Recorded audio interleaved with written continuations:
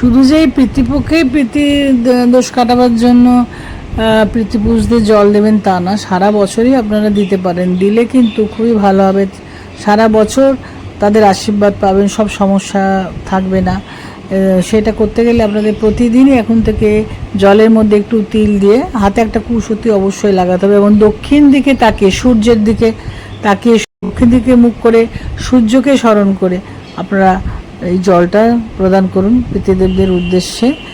দিয়ে আপনাদের সমস্যার কথা বলুন, তাদের আত্মার শান্তির কথা বলুন, বললে দেখবেন আপনারা তাদের আশীর্বাদ পাবেন। আর যদি কারো সেই সময় মৃত্যু দিন থাকে বা মৃত্যু তিথি বলি, এই তিথিটাতে যদি পড়ে যায়, তো সেই সময় আপনারা তার কোনো ব্রাহ্মণকে একটু দান ধ্যান করবেন, মানে বস্ত্র, অন্ন বস্ত্র এগুলো দান করবেন। বা কোনো যেসব ব্যক্তি অসহায়, যাদের টাকা পয়সা কম আছে, যারা সমাজে একটু কষ্টেই থাকেন, তাদেরকে যদি কিছু দান ধ্যান করেন অথবা গরুকে যদি খাওয়ান, তাহলে কিন্তু আপনাদের এই পিতৃদোষ থেকে সারা বছরই আশীর্বাদ পাবেন এবং আপনাদের সব সমস্যা, সংকট, বিপদ কিন্তু কেটে যাবে। এটাও করতে পারেন।